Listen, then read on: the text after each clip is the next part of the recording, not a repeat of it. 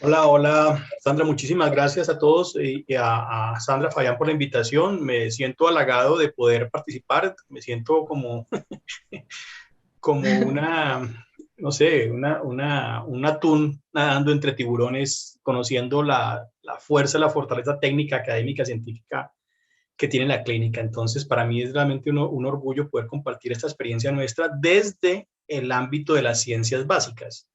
Entonces, de alguna manera, estaré haciendo una presentación muy orientado a eso, a la experiencia, Sandra, y todos los participantes, pues porque es lo que hemos hecho en los últimos 25 años en nuestro grupo de investigación. Entonces, estoy de acuerdo con Sandra en la primera acepción del problema de la publicación. Redactar un artículo científico requiere un esfuerzo de muchísimo cuidado y es una pieza de relojería, pero así como es una pieza de relojería, también hay una estrategia para... Hay algunas cosas que he tomado de varios autores y otras cosas que yo he podido sacar de mi propia experiencia y con las que frecuentemente comento con mis estudiantes de maestría y doctorado. Primero es vernos en qué panorama estamos. Miren aquí un poco, esto está tomado de esta página. Esta página es de referencia obligatoria siempre que ustedes estén pensando en un artículo. Se llama simagojr.com, que es la página del Journal Ranking Journal and Country Rank de Simago. Simago es una de las asociaciones de publisher, de empresas de publicación más importantes del mundo. Digamos que hay dos rankings, el de Simago, que es el más amplio, el de Thomson, que es un poco más restringido, más estricto, pero que son los que guían en general la selección, por ejemplo, de revistas para bibliotecas y para investigadores en todo el mundo. En esta página de Simago lo que vemos es, por ejemplo, esto, por ejemplo, le permite no ver varias cosas. Los años de publicación, aquí he seleccionado Latinoamérica, todas las categorías, todas las áreas de investigación de ciencia. Entonces, por ejemplo, en este caso tenemos que Brasil tiene en 24 años de publicaciones 1.100.000 artículos, documentos, de los cuales 1.067.000 son citables, es decir, aquí están incluidos editoriales y otros tipos de artículos que no son citables. México en segundo lugar, es decir, estamos hablando de que Brasil puede responder por alrededor casi el 60% de todas las publicaciones de Latinoamérica. Luego México, Argentina, Chile, Colombia y Cuba. Colombia siempre, no mentira, siempre no. Hay momentos en que estaba en cuarto lugar y en este momento está en quinto lugar. Eso responde, es un reflejo claro de las debilidades propias del sistema de ciencia y tecnología de los países en tanto la distribución y asignación de recursos de investigación pues son muy restringidos. En el caso de Colombia, recuerden que es alrededor del 0,4%, 0,6% cuando se suma toda la inversión de las entidades privadas, que sigue siendo muy bajo cuando Brasil tiene alrededor del 1% de PIB, que sigue siendo muy bajo con respecto a países desarrollados. Esto es una situación que podría dar para un seminario porque es la principal variable que afecta la calidad y la cantidad de la investigación y el desarrollo científico-tecnológico de los países. Nada que decir con el atraso en que nos puso en evidencia la pandemia. Es decir, nos dimos cuenta, una cosa que ya conocíamos, pero nos explotó en la cara, un retraso de casi 30 años en investigación en ciencia y tecnología, en biotecnología y en diagnóstico. Entonces, eso ha sido muy complicado. Llama la atención en el caso de Cuba, porque a pesar de sus dificultades económicas, pues se nota efectivamente una inversión grande. Es el sexto a pesar de que es la quinta parte de la población colombiana o la 20ª parte de la población de Brasil, pues está en el sexto lugar muy por encima de otros países que tienen más población y más recursos para invertir en ciencia y tecnología. En el caso de producción científica en medicina, yo puedo seleccionar aquí en este caso medicina, Latinoamérica otra vez vuelven a quedar exactamente en el mismo orden. Entonces, Brasil, México, Argentina. Aquí hay un dato súper importante y es que este ranking también nos permite ver un asunto, me devuelvo a la anterior diapositiva, el asunto de las autocitas. Porque las autocitas, aunque no son un defecto per se, sí demuestra algún tipo de falta de impacto mundial de los trabajos. En este caso, de los 1 millón de citas, de los 11 millones de citas, no mentiras, de 1 millón de citas, miren acá, aproximadamente el 30% son citas que son autocitas. Esto es muy alto, 30% en el caso de Brasil, 20%, 25% en el caso de México y 18%, 17% en Chile, Colombia, 18, 20%, que es una cifra relativamente normal.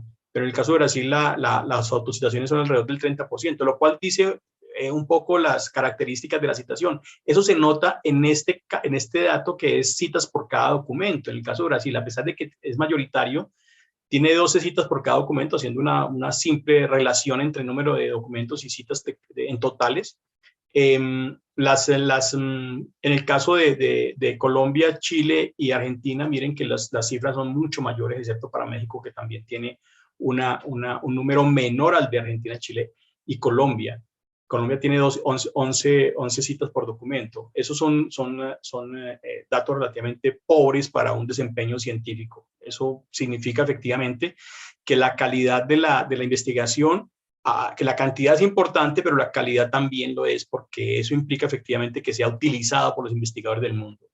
Esto es en el caso de medicina, es una situación similar otra vez el ranking que vemos ahora. Esto incluye todas las categorías de medicina. Entonces, pues es importante tenerlo en cuenta como un parangón para saber dónde estamos y qué es lo que tenemos que hacer. Entonces, ¿por qué publicar en ciencia? Hay un dato, hay una cosa de la epistemología y las características de la construcción del conocimiento científico, es un dato súper importante. Es decir, es claro que el conocimiento es una actividad colectiva, social, se hace en grupos y se hace para la humanidad completa. Entonces, cada vez que uno se pregunta como investigador, se hace una pregunta de investigación e intenta resolverla, al momento de terminar la investigación, en ese momento ha corrido la frontera del conocimiento. Eso es lo que siempre nosotros pensamos que debemos hacer. Es decir, no repetir investigaciones, sino plantear preguntas originales, responderlas de una manera original a través de una metodología que sea adecuada, y cuando se responde a esa pregunta, lo que ha sucedido es que el conocimiento, una cosa que no sabíamos hace 1 año, hace 2 años, en este momento ahora lo sabemos. Eso es importante. Pero eso no se consolida, ese conocimiento nuevo creado, no se consolida hasta que la comunidad científica mundial no lo conozca a través de una publicación científica. Es decir, una parte tan importante como plantearse la pregunta y hacer la investigación es hacer conocer ese nuevo conocimiento, y eso se hace única y exclusivamente por la ruta de que eso quede en blanco y negro en un papel o en un PDF para la eternidad, porque ese conocimiento, así como ustedes a veces revisan documentos, por decir algo, el artículo de Watson y Crick del 57, entonces así debería quedar sus artículos, y usted puede ir y volver 10, 20, 30, 40, 50, 60 años atrás y encontrar información técnica de muchísimo valor científico. La autoestima es importante, es decir, en un trabajo como el de investigador, que tiene tantas frustraciones diarias por las dificultades propias del trabajo, por la mala paga, por todas las condiciones propias del trabajo de investigador, pues presentar y expresar coherentemente los resultados y los alcances del estudio es muy importante, porque eso permite efectivamente poner le permite al investigador decir, mire, nosotros hemos hecho este aporte a la ciencia universal. Y eso no es sencillo, eso es importante, y eso tiene un gran valor personal y político, y también académico y profesional. Adicionalmente, escribir sobre todo en nuestro país, donde las características de la formación en secundaria y en universidades es tan débil en esa parte de generar esa habilidad de escritura. La redacción científica es una habilidad que hay que desarrollar. La buena noticia, como yo lo he dicho muy frecuentemente también con mis colegas y estudiantes, es que también se aprende. Es decir, porque frecuentemente uno escucha, es que yo no puedo, es que yo no sé, es que no sé cómo hacerlo, es que no me queda bien, póngame 50,000 experimentos, yo los hago, pero no me pongan a escribir porque es que yo no sé cómo hacerlo. La buena noticia es que sí es difícil, la buena noticia es que sí la mala noticia es que es difícil, la buena noticia es que se aprende, pero la única manera de aprenderlo es haciéndolo. Es decir, uno tiene que escribir y teniendo generalmente la retroalimentación de los colegas que le digan, no, miren, hagámoslo así, hasta que la cosa quede suficientemente robusta para presentárselo a alguien, que vamos a ver ahora, el grupo de los peer reviewers, de los pares evaluadores, que son los que están ahí atentos, y que seguramente muchos de ustedes funcionan como pares evaluadores frecuentemente también, que son los que le ponen el ojo, la lupa para cada trabajo, y para describir efectivamente si el trabajo es original, si la pregunta es original, y si el abordaje metodológico es correcto, y si los resultados realmente le están aportando algo en conocimiento. La educación continua, la formación continua es muy importante, es decir, ustedes como investigadores pues han hecho sus cursos de todo tipo para su formación de pregrado, de posgrado, de la especialización, de la especialidad, todo lo que han tenido que hacer para llegar a donde han llegado como investigadores, pero adicionalmente cuando se sienta uno, y así como cuando sucede cuando escribe un proyecto, sentarse a revisar la información alrededor de un tema significa realmente armar un nuevo curso en la cabeza, armarse un curso en la cabeza, porque implica generar una línea de trabajo técnica que le permita tomar decisiones acerca de cuáles de los artículos y la información gigantesca que hay alrededor de un tema es importante para su pregunta de investigación. Eso es un ejercicio académico impresionante. Lo que se aprende cuando uno escribe es una cosa que no se puede quedar atrás. Y adicionalmente, pues eso generará, porque es parte de lo que uno ve frecuentemente, cuando uno le preguntan por qué las universidades o las instituciones deben invertir en ciencia, tecnología e innovación, en últimas, lo que sucede realmente, en otros países del mundo eso no se pregunta, eso no tiene por qué preguntarse porque es demasiado obvio, es decir, eso hace parte del desarrollo normal de las sociedades y las culturas de los países. Sin embargo, en nuestros países desarrollados, donde hay tantas dificultades de acceso a recursos, siempre nos preguntan, ¿y eso para qué, no? Entonces uno dice, efectivamente, hay mucho que hacer aquí, pero hay un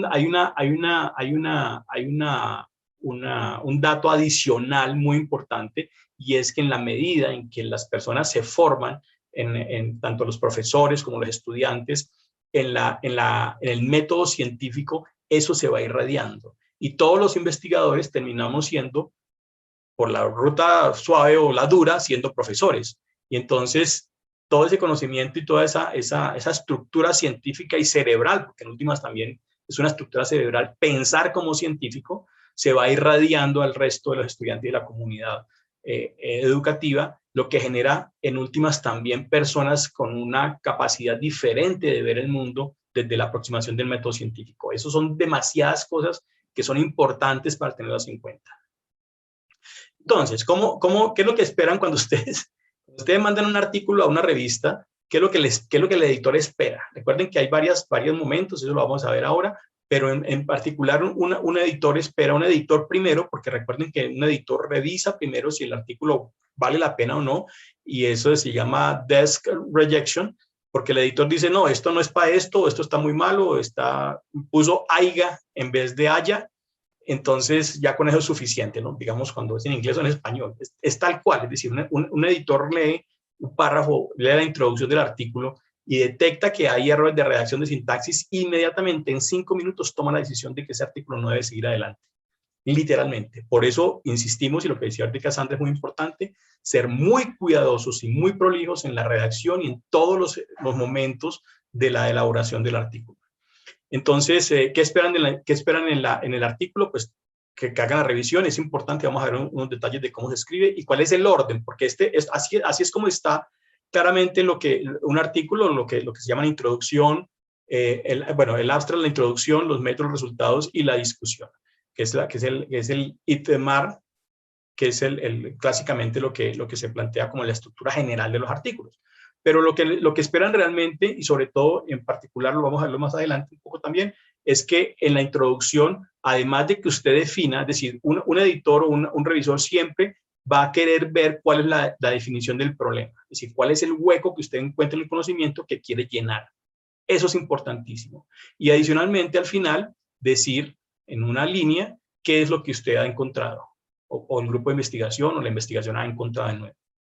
Entonces, en esto seguramente que hay unos detalles aquí que ustedes conocen muy bien, en qué consiste la introducción y en qué se diferencia la discusión y las conclusiones y cómo se se hace la presentación de resultados y los métodos. Entonces, por ejemplo, entonces, lo primero, esto se hace de último, pero lo tengo aquí de primero porque es el título.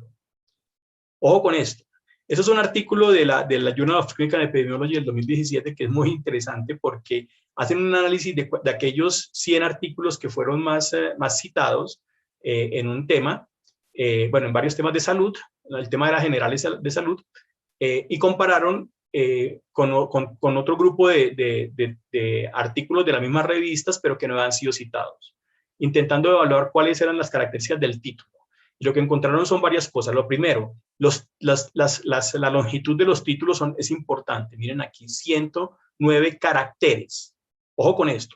Estamos hablando que existen dos tipos de títulos, y esto es toda una discusión muy antigua acerca de si los títulos deben ser indicativos o declarativos, porque los indicativos es estudio de las concentraciones de creatinina en pacientes infartados, por decir algo. Eso es un título que es indicativo. Dice dice cosas, pero no dice efectivamente qué es lo que encontraron. Mientras que los títulos declarativos dicen la creatinina es importante en el desenlace de los pacientes infartados, por decir algo. Entonces dicen una de los hallazgos principales intenta mandar un mensaje. Eso tiene un problema y es que sesga la búsqueda de la gente que quiere leer y encontrar el artículo, porque se va por los que están siendo declarativos. Pero eso también tiene un impacto porque también permite en un ambiente en el cual uno está rodeado y recibe 20, 30, 40 artículos diarios sobre su tema, pues tener la posibilidad de picar y escoger a cuáles de ellos me puedo dedicar a leer por lo menos el abstract, es una situación importante. Entonces, primero, un título corto, ojalá que sea declarativo. Aquí es un análisis estadístico muy interesante de la longitud, aunque la longitud entre ambos artículos fue similar, entre ambos tipos de los casos que eran exitosos y los controles que eran de la misma revista pero no exitosos. Pero aquí sí la diferencia está fundamentalmente en aquellos que eran declarativos. El 30% de los artículos exitosos eran declarativos, mientras que solamente el 20% lo era en el otro grupo. Entonces es importante tenerlo en cuenta. Y la otra variable que fue muy importante es no poner palabras extrañas dentro del título. El título tiene que dejarse leer correctamente y que cualquier persona que lo lea pueda entender de qué se trata. Es decir, no utilizar argot especializado, ni utilizar palabras que sean muy confusas o palabras que sean desconocidas. Eso es importante en la redacción del título. Entonces, en el caso de los un segundo porque aquí esto se me coló. Entonces, revisando, como decía, alguna información técnica de cuáles son las recomendaciones y un poco de la experiencia nuestra en cómo se hace, cuál es la ruta que toma un proyecto después de que terminado para construir los artículos. Bueno, a mí me da un poco de pena con Sandra decirles, pero pues tampoco. Es decir, tenemos algún tipo de éxito con todo esto, pero también estamos súper retrasados. Tenemos en mi carpeta que se llama artículos en preparación, tengo alrededor de 15 o 18 artículos que están en preparación desde hace 2, 3, 4 años, porque siempre hay algún artículo que se le cuela y entonces terminan siendo rezagados. Inclusive todavía tengo un artículo de mi tesis doctoral por publicar. Es decir, la cosa, de todas maneras, terminamos siempre con más datos de los que podemos masticar y elaborar. Eso no debería ser. Yo creo que también durante la pandemia también hubo una gran oportunidad para sentarse y para poder escribir, sacar algunas de las cosas. Eso nos pasó a nosotros el año pasado, por lo menos. ¿Cuál es la primera recomendación? Cuando termine el artículo, no mentiras, durante la elaboración del proyecto, en la medida que va obteniendo resultados, haga las figuras, aliste las figuras y las tablas y ojalá las deje lo más pulidas posibles. ¿Por qué? Lo que nosotros tenemos como experiencia es que en la medida que va saliendo resultados, vamos armando el artículo. Entonces, no se siente un día a escribir el artículo. El artículo se está escribiendo mientras usted está obteniendo resultados. Porque lo que hace es, obtiene un resultado, mira, hace la tabla, hace la estadística, hace la figura, hace el gráfico de barras, hace las comparaciones, las curvas de correlación, lo que tenga que hacer, las curvas de concentraciones, de tiempos, de espacios, de tipos de células, de pacientes, lo que sea, y tiene la figura ahí. La revisa, la mira y ya con eso está teniendo una idea de para dónde va la cosa. Y eso, cada uno de esos resultados se va acoplando como un rompecabezas dentro del complejo de resultados. Lo que quiero decirles es que los resultados, fíjense que no hay, sentarse a escribir un artículo no es sentarse a escribir título, autores, resumen, abstract, introducción, primer párrafo, segundo párrafo, no. Piensen, y eso es una recomendación que es muy valiosa porque siempre piensen en sus resultados y cada resultado como parte del paper que están escribiendo. Entonces, o por ejemplo, o de los papers, porque dice, este resultado cabe en este paper y este resultado cabe en este otro paper. Cuando esté viendo en blanco y negro la figura de la gráfica. Y deje la lista de una vez en inglés, con los colores adecuados, con las líneas adecuadas, es decir, tienen que ser muy, muy exhaustivos y detallados. Es decir, en esto, la parte del éxito es tener figuras muy, muy pulidas, muy pulidas. Es decir, no se puede, una figura no aguanta un error o una mala legibilidad, ¿no? Que es que los triangulitos parecen rombos, o es que las cruces parecen, no, es decir, si van a utilizar Excel para hacer las figuras de las gráficas, tienen que hacerlo siempre poniendo líneas gruesas, colores evidentes, grandes líneas gruesas en los tipos de impresión, que se vean bien impresos, porque de eso depende efectivamente que la figura sea legible y se pueda vender correctamente. Lo otro es que las figuras, así como cuando se hace una presentación a sustentación o una presentación en un congreso, cada figura debe pararse por sí misma, autosostenible. Es decir, que usted vea una figura y un experto, que eso nos pasa pues, a las personas que llevamos un poco de experiencia en esto, uno ve una figura 30 segundos y ya sabe de qué se trata. Conoce el método, conoce la variable que se evaluó, conoce las variables incluidas, conoce los datos, sabe si es significativo o no. Es decir, en 30 segundos un experto puede detectarlo. De eso se trata. Porque usted está escribiendo para expertos. Sus artículos no lo va a leer su abuelita, sus tíos. ¡Ay, tan lindo que le quedó el artículo! No, el artículo lo van a leer expertos, lo van a leer personas que saben mucho más del tema que usted mismo. Esos son uno de los principios más importantes en la ciencia. Y es que usted, que se cree el duro del tema, hay por lo menos 200 o 300 personas que saben más del tema en todo el mundo que usted. Por lo menos. Ya digamos a este nivel, ¿no? Es decir, después de 10, 20, 30 años de experiencia. Y ellos tienen autoridad académica y técnica para decir si su artículo vale la pena o no. Por eso es tan importante ser muy estricto y muy directo con la información. Entonces, mi recomendación es, hay que dedicar tiempo a las figuras, a las gráficas. El detalle es importante, es decir, esto no es una cosa de última hora, miremos a ver cómo lo hacemos. Los colores, la línea, las escalas. Y piense inclusive que alguien usará su figura en una clase. Eso es importante porque ustedes pueden efectivamente pensar que eso que es una figura en un artículo, alguien la va a pegar en una conferencia o en una clase para sus estudiantes. Y en el caso de las fotos, siempre, absolutamente siempre, tienen que incluir la barra de magnificación. Eso es un defecto que no se deja pasar. Y cualquier persona, si usted está trabajando con fotografías, por ejemplo, en histología, inmunohistoquímica, en cosas donde hay células o tejidos, si no pone la barra de magnificación, es un error que es imperdonable, porque se requiere saber efectivamente si lo que está presentado ahí es realmente real. Porque pues siempre hay algunas posibilidades de dificultades y de objeciones sobre las figuras. Entonces, yo digo, primero, sí, estas son las recomendaciones. Empiece por las figuras. Listar las figuras y las tablas. Que si figuras o tablas. A mí me fascinan las figuras, pero en general se recomiendan más las tablas. Las tablas en general son mucho más comprensivas y a veces muchas figuras las puede condensar en una tabla. Entonces uno dice, es que perdí todas las figuras. Sí, pero ganó en legibilidad del artículo. Entonces tener una tabla que condense, que sea comprensiva con varios resultados puede ser mucho más contundente que tener 2 o 3 figuras. La siguiente recomendación es, ahora sí que tiene las figuras en la cabeza de cómo serían y cómo sería el asunto, se pueden escribir los métodos. Lo que es general lo puede referenciar, pero lo que es detallado tiene que detallarlo, porque efectivamente recuerden que parte de la esencia de la ciencia es que sea reproducible.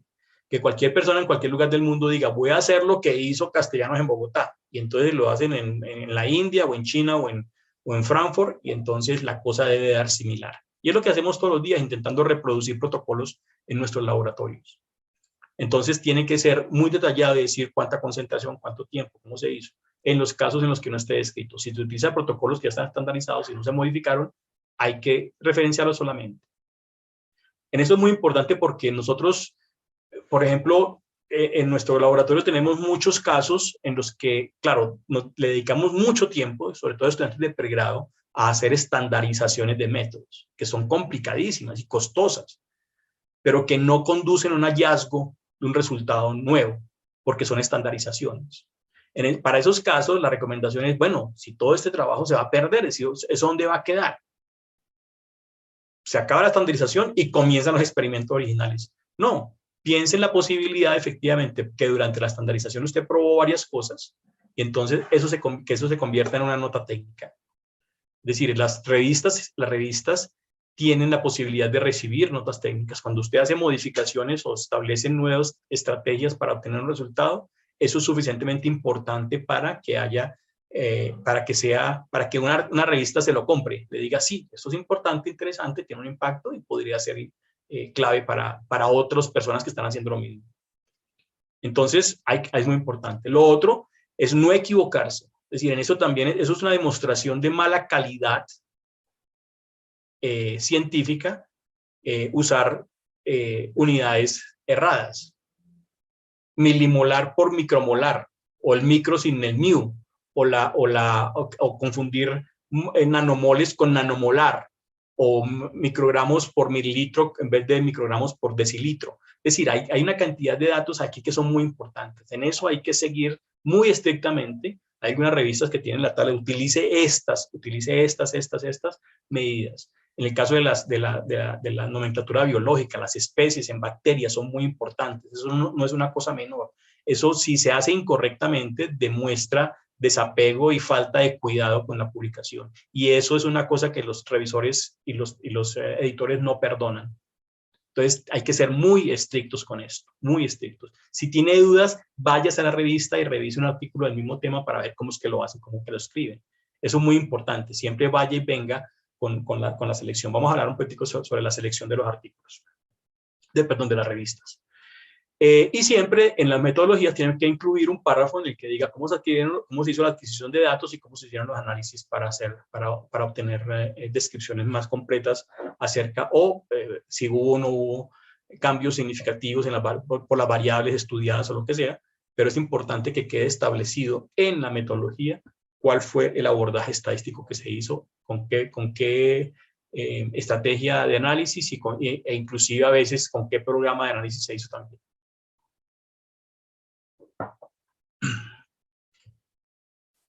La parte C de los tips. Ahora sí, escriba los resultados. Fíjense que estamos en desorden, ¿no? El artículo lo estamos construyendo por piezas, pero por piezas que vamos a ensamblar al final. ¿Por qué? Porque esto le permite, ahora sí, decir qué es lo que usted encontró. Lo más importante en los resultados es que no hay que hacer interpretaciones, sino que normalmente no incluye referencias. Si usted incluye referencias es porque está intentando hacer interpretación de los resultados. Eso puede ser útil en algunos artículos, pero en general es una situación que no se recomienda, a menos que sea demasiado importante decir que ese resultado es demasiado clave y crítico que se contrapone a todo lo que ha sido previamente publicado.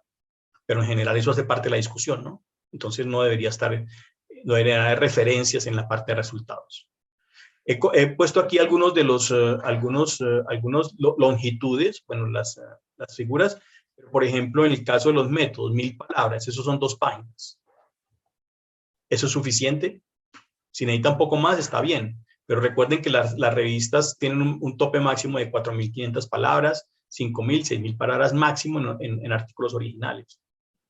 Y hay que cumplir con eso. Hay que cumplir con las instrucciones de autor. Porque literalmente, apenas llega el artículo, lo primero que hace es llegar a la oficina de una asistente administrativa que entra y revisa cuántas palabras tiene. Si está pasado, lo devuelven. No, que es que me pasé, no tengo sino 300 palabras de más. No, le dijeron 6.000. Haga 5.900. Seguramente hay muchísimos párrafos y palabras que usted puede quitar de su trabajo.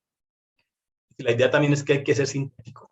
En este caso, los resultados 1.500 palabras es una de las partes más extensas de ser necesario. A veces es demasiado corto, es un resultado o dos resultados que pueden salir en una página, en una página manuscrita, ¿no? En una página de Word de 25 o 30 líneas, 2.5 de centímetros de cada lado de margen, sería suficiente en una o dos páginas, máximo 3 páginas. Si necesita todas las páginas que necesite resultados, las puedo utilizar. Pero pues claro, la idea también es tener capacidad de seleccionar cuáles resultados van incluidos en los resultados. Piense en que hay resultados que no va a incluir. Piense que hay cosas que no va a incluir, que no debe incluir, o que no podría incluir, o que es mejor no incluir. ¿Por qué? Porque hay algunos resultados que pueden ser accesorios y que lo que hacen es distorsionar y desviar la atención del resultado principal. Y eso no está mal. No piensen en descartar resultados con la idea de que esos resultados le van a servir para otro paper. No, piensen en esos resultados como que no son importantes o eventualmente podría utilizarlos. Ahorita todas las revistas y todas las revistas permiten usar anexos suplementarios, en los que uno pone adicionalmente algunos datos en anexos que no van en el artículo central ni publicado, sino van como en una página web en la revista que permite ser revisados por algún interesado que diga que quiere en particular revisar eso. Pero pensar en descartar, porque frecuentemente tenemos una gran cantidad de resultados y uno puede construir su idea y soportar su hipótesis y soportar su pregunta de investigación, la respuesta a la pregunta de investigación, soportarla con 2 o 3 o 4 y le quedaron 1 o 2 por fuera. Lo mejor es sacarlos de ahí, porque eso puede generar confusión y si no están acoplados, no permiten que estén integrados directamente a la respuesta de la hipótesis, lo mejor es sacarlos del artículo principal. Se recomienda siempre, aunque hay revistas que no lo permiten, pero en general uno puede usarlo y después esperar a ver qué le dicen, usar subtítulos para agrupar los resultados. Entonces, resultados que sean similares con subtítulos declarativos. El uso de la hormona tal causa una modificación en la diferenciación de las células. ¿De acuerdo? Entonces, y bajo ese subtítulo se ponen los resultados.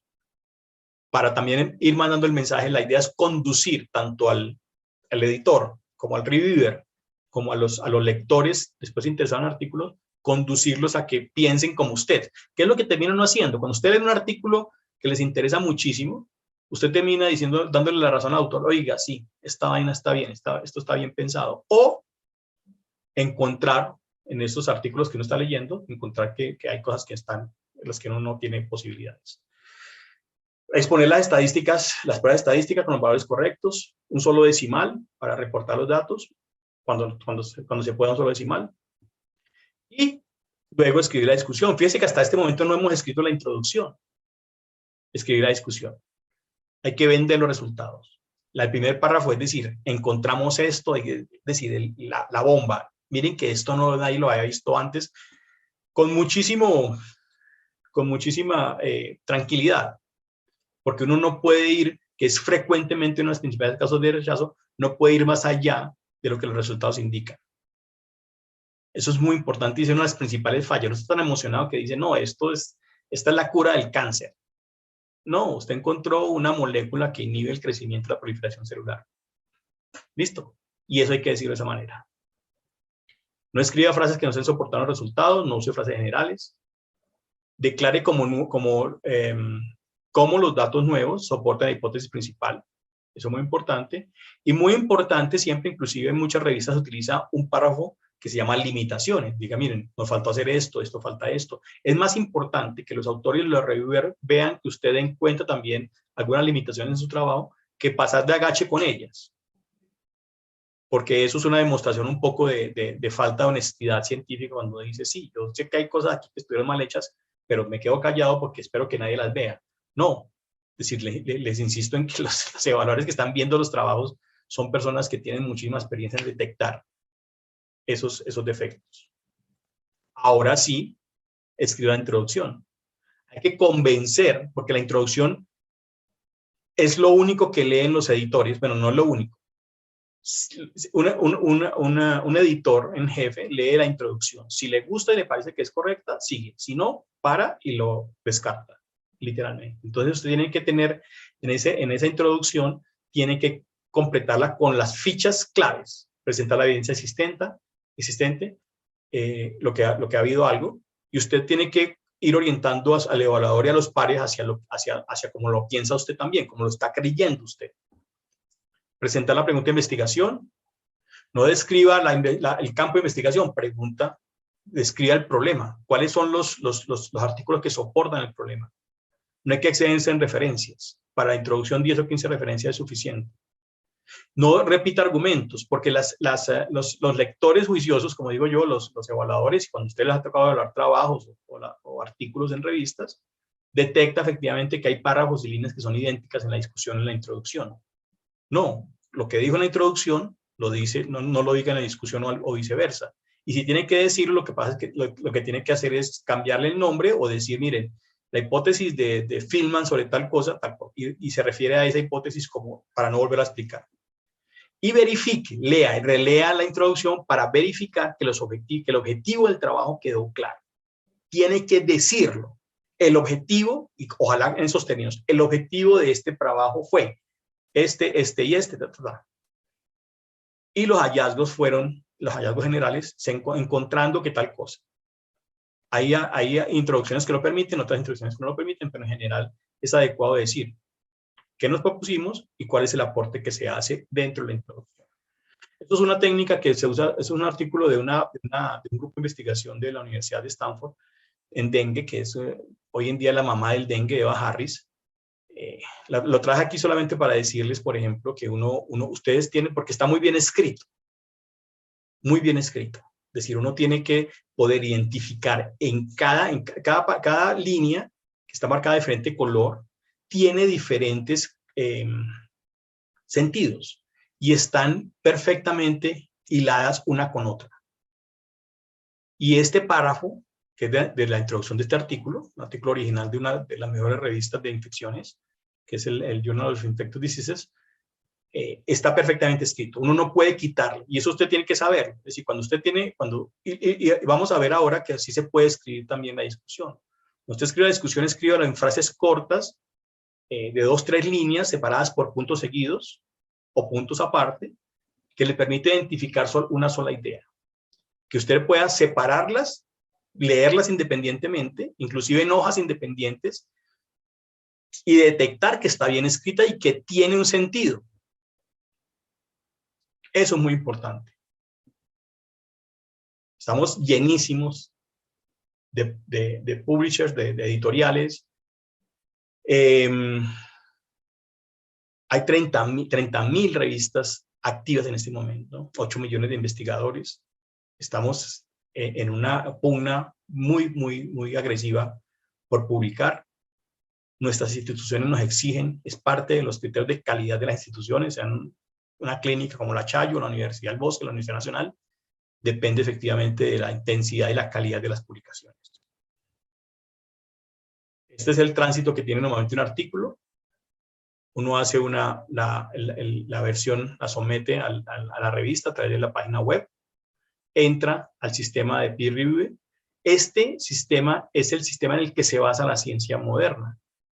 Y es que existe un gran grupo de personas en todo el mundo que están en capacidad de leer su trabajo y de declararlo válido o no válido, de declararlo sobre todo original.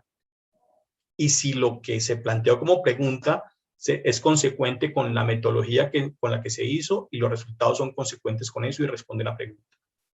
Y si la pregunta hace parte del cuerpo de conocimiento y se integra correctamente o hace una disrupción total con el cuerpo de conocimiento. Puede ocurrir ambas cosas. pero en general, pues por lo menos para los chipchombianos es más fácil integrarse. Generar preguntas nuevas y disrupción en las hipótesis, en las teorías, es mucho más complejo. Pero esas personas, 2 o 3 personas que leen su artículo, son personas que indudablemente tienen muchísima mayor experiencia, conocimientos y antecedentes que usted mismo o su grupo. Entonces siempre hay que tener unas características especiales y una deferencia especial con los revisores, como vamos a ver ahora. Después de que está aceptado la producción, entra a producción para hacer la edición de estilo y luego la publicación de la versión final, que puede ser publicada inclusive ya como un preprint en las páginas o inclusive, si lo permiten, dependerá de si es open access o no, pasará a ser publicado en páginas o en repositorios públicos, a menos que la revista lo impida, porque recuerden que hay algunas revistas que se quedan con los derechos de publicación. Cuando usted escribe un artículo y se lo manda a la revista, hay 2 posibilidades. Usted firma un derecho de cesión de derechos de autor en el que la revista hace lo que quiera con su artículo y ahora es de propiedad de la revista o la editorial y usted pierde los derechos, inclusive si usted quiere compartir. Usted puede usarlo en sus clases, pero si usted quiere tomar una fotografía de ese artículo y usarla en otro artículo, no puede sin que la revista lo permita, porque usted ya le entregó todos los derechos a la revista. Eso es un negocio del berraco. Las revistas y las editoriales hacen mucha plata con eso. Pero bueno, eso no es hora de discutirlo y pues hay que hacerlo. Hay que hacerlo. Y después ya cuando aparece finalmente publicado. Decía en este caso que Simago me permite a mí, yo puedo tener varias posibilidades de buscar en Simago. Yo lo que hago frecuentemente, por ejemplo, es buscar. Hay 30.000, esto está, aquí no está, hay 30.000 revistas, 25.000 en Simago, están indexadas en Simago. Estas son en el caso de universidades públicas en Colombia, esta es una de las bases de datos que son autorizadas y son validadas por las universidades para validar artículos. O sea, usted puede, y Colciencia, MinCiencia la ha intentado también ponerlas en el mismo orden, Q1, Q2, de acuerdo al impacto. ¿Cómo se mide el impacto? Número de artículos publicados versus número de citas. Por ejemplo, esta que es la más importante en Simago siempre, que aparece como el Cancer Journal for Clinicians, tiene un factor de impacto de 62.9. Miren que solamente publicó en un año 47 artículos, pero tiene 15.000 citaciones. Imagínense ustedes. Eso significa que cada artículo tiene en promedio 73 citaciones. Imagínense ustedes. Y de eso depende, efectivamente, esa relación dependerá para calificar la revista. Entonces, el ranking se hace dependiendo de esa relación entre el número de trabajos publicados por citas recibidas por la revista de esos trabajos de determinado año. Y así se va acumulando lo que se llama el factor de impacto para determinar cuál revista. Aquí no tengo, no lo hice, la revista colombiana más altamente rankeada está con un factor de impacto tal vez de 1. Estamos hablando de 1 con respecto a 62. Y es una revista de economía o historia. La primera revista que está rankeada en medicina en Colombia es Colombia Médica de la Universidad del Valle. La segunda es Biomédica del Instituto Nacional de Salud. O sea, y están ambas en Q3. En Q3. O sea, están en el percentil entre 25 y 50% de la calidad. Porque Q1 será 75 a 100%, Q2 será entre 50 y 75, Q3 será 25 a 50 y Q4 será menor a 25% de impacto, de factor de impacto con respecto a esta tabla que es móvil, ¿no? Las revistas van y vienen dependiendo de cuántas citaciones tengan. Por eso es muy importante, cuando uno está escribiendo una revista, también ayudar a esa revista, y eso lo evalúan muy bien las revistas, cuando usted cita artículos de esa revista en la que está sometiendo el artículo. ¿Por qué? Porque eso le ayuda a la revista también a subir el ranking. Entonces, son todos esos trucos que tenemos que pensar para facilitar el asunto. ¿Qué es Open Access? Open Access, hay el 32, las revistas que son Open Access tienen 32% más citaciones. Eso es muy importante, el acceso abierto. Lo que pasa es que Open Access se describe, hay dos formas de tener Open Access.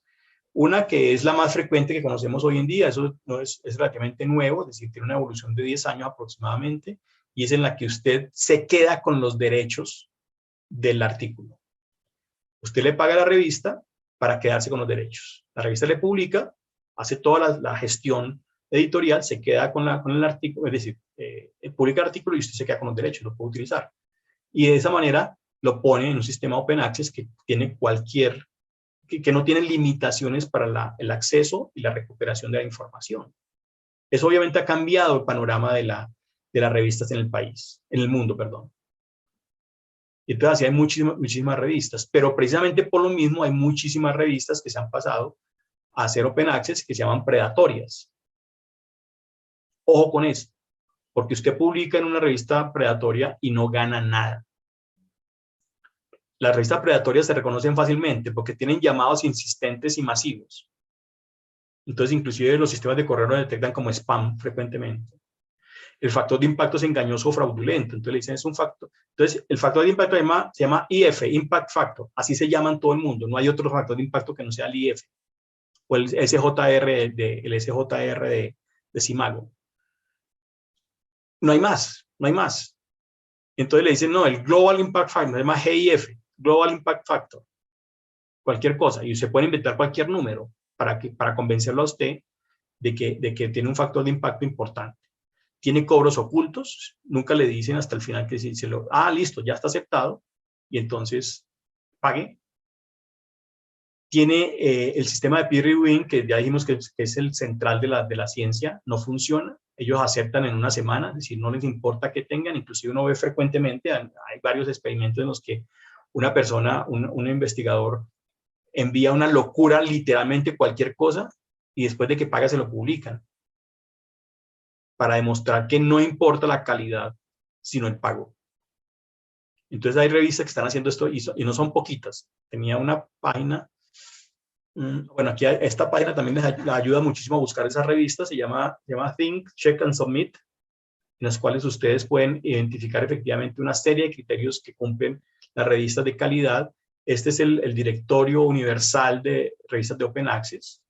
Esto es muy importante porque esto implica una calificación por parte del directorio para definir si la revista vale la pena. Entonces, obviamente, las revistas predatorias no se meten en esto, y esta es la asociación de Open Access, de editoriales de Open Access.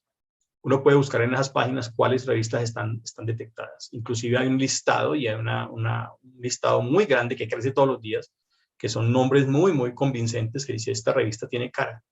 No, hay que ser muy cuidadosos con esto, porque en últimas usted un trabajo de muchísimo tiempo lo pierde porque estas revistas no van a tener nunca una posibilidad de ser citadas correctamente, porque los investigadores también, cuando detectan que así sea un resultado interesante y esté disponible porque está Open Access, si está en una revista que es predatoria, que se identifica fácilmente como predatoria, no se cita.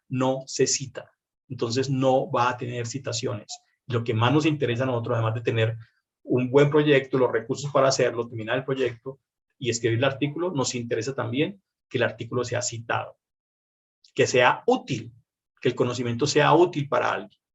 Cuando alguien cita su trabajo es porque alguien lo leyó y dijo, miren que esto que hicieron en Bogotá es importante y merece ser citado. Acerca del authorship, es una discusión seriosísima. Nosotros hemos usado esto, que es un artículo muy viejo de profesor Acosta de la Universidad Javeriana, que es usando criterios cuantitativos. En la fase cómo participó cada autor en la fase de planificación y elaboración de la investigación, en el diseño experimental, la obtención de datos, y califica uno. Entonces, hemos hecho el ejercicio. Esto genera muchísimo dolor, sangre, sudor y lágrimas. Lo mejor es hacerlo solamente, inclusive retrospectivamente, para irse acostumbrando. Aquí está la referencia, pueden buscarla. Está la referencia en Google, se puede encontrar fácilmente, desde 2007, y pueden evaluar efectivamente, y aquí uno puede detectar qué tanto participó, para definir efectivamente si una persona debería estar o no entre los autores. Porque hay Ustedes saben que hay muchísimas discusiones con eso. Y también hay que enviar mensajes correctos con eso. Y finalmente, antes de someter a la revista, revisar los artículos de la revista seleccionada para verificar el formato y el tipo de referenciación. Esto es muy importante porque uno de los mayores fallos de las revistas por rechazar es que la referencia no se adaptan al estilo que la revista sugiere. Revise los propósitos y los alcances de la revista, el aims and scope, que le dicen efectivamente, no, yo voy a someter una cosa clínica en una revista que es de básicas, o al contrario, no le sirve. Le van a decir inmediatamente, el editor le dice, no sirve, no es del scope. Se lo rechazan en 24 horas. Imprima el artículo y revise la versión impresa para verificar que todas las referencias están citadas y que las referencias que están citadas están también en el texto. Verifique las instrucciones para autores. Ellos son muy estrictos también con esto. Si no se cumple con las instrucciones para autores, también demuestra que falta de calidad. Y normalmente nosotros lo que hacemos, nosotros tenemos como dos rutas para publicar. Una es, pues hay algunas personas que pueden hacer un manuscrito en inglés. En general, yo que me formé todo, el 99%, 98% de mi formación ha sido en Colombia. Aprendí inglés ya también, ya de viejito. Me cuesta trabajo, difícil. Hoy en día lo hago, sí, pero me cuesta mucho trabajo y queda, después de que lo paso, por un corrector, está en un 80%. Eso está mal.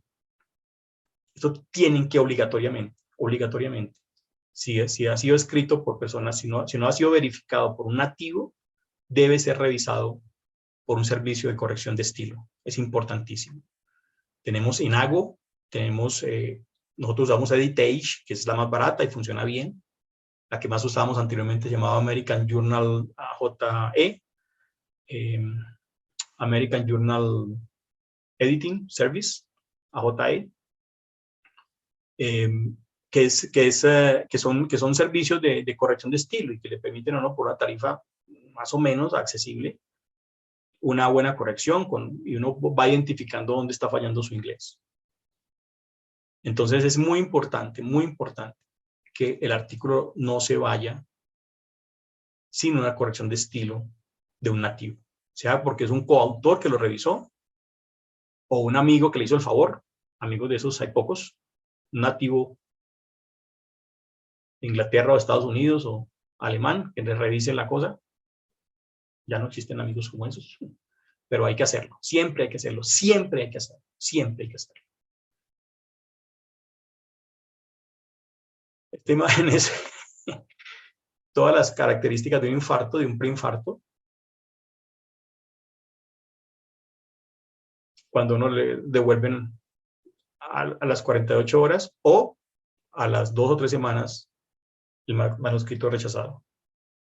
¿Por qué? Porque no se ajusta a las características del scope, del Emerson Scope. Es muy largo, muy corto. La redacción es pobre o no sirve la norma de la revista. Está desordenado, descuidado. Esto rápidamente le entra la sal y no sigue. Pobre estilo, la gramática, puntuación, sintaxis. El marco teórico está debilitado o sobrepasa los límites de citación. Todos los artículos son sometidos a robots de plagio y autoplagio. Entonces, como uno frecuentemente hace una saga de artículos, entonces utiliza algunos fragmentos que son de sus artículos. No se puede hacer tampoco, no se permite autoplagio, ni autocitaciones de más de una línea o un porcentaje mayor tal vez como al 20%. ¿Cómo hay que hacer después de que lo rechazan? No se descorazones, eso es muy difícil, ¿no? Una recomendación que escuchamos frecuentemente de algunos investigadores es que lo único que no se publica es lo que no se somete. Siempre habrá una revista y hay que insistir el suficiente número de veces para que el artículo salga. Hay que insistir. Es decir, tenemos 25.000 revistas. Bueno, descontemos las primeras 10.000 que son Q1, por decir algo. Imprime y lea cuidadosamente los comentarios de los evaluadores, discuta con los coautores. La mejor recomendación con esta es que no hay que hacerlo el día que le llega el rechazo porque uno está envenenado. Entonces no quiere saber nada. No, espérese 2 o 3 días y vuelva y lea el mensaje y comience a descuartizar los comentarios de los evaluadores, que casi siempre son muy adecuados, casi siempre. Discuta con los coautores, haga la lista de los comentarios, comience a responderlos, haga los cambios menores, que son fáciles. Siempre hay que resaltar los cambios, los editores esperan, porque a veces, si los cambios son menores, el editor solamente con ver que los comentarios se hicieron, que los cambios se hicieron de acuerdo a las recomendaciones, es suficiente para que el editor tome la decisión de publicar. O si no, si son mayores, el artículo va a segunda ronda con los reviewers, que son los que autorizan la publicación y dicen sí, responder las preguntas o no, no responder las preguntas. Hay que responder los cambios mayores, o en el caso de que no esté de acuerdo con alguna de las cosas, se puede decir, usted dice, no, no estoy de acuerdo, porque tal, hay que argumentar en la carta del editor por qué tal cambio no se asume. Hay que ser respetuoso con los evaluadores y los editores, porque ese es el estilo de la ciencia, a menos que haya conflicto de intereses, pero en general todos los editores y los reviewers son muy transparentes con eso. Y con la seguridad de que después de que pase por un revisor, se pueden hacer cambios que generan que la próxima versión sea mejor. Sea cuidadoso con el trabajo, con las figuras. Ningún editor o revisor perdona. Eso es impresionante. Y uno queda como un zapato por hacer cosas descuidadas. Hay que intentarlo. Hay que facilitar el trabajo de los editores y los revisores, haciendo un trabajo prolijo, un trabajo dedicado. Y apenas esté aceptado, ponga el paper en las redes sociales, el título. Si todavía no tiene derecho a publicarlo o a ponerlo en las redes sociales, coméntelo, porque eso genera tránsito al artículo posteriormente, inmediatamente posteriormente. Y siempre, siempre destapen la botella. El primer autor invita. Gracias, Sandra.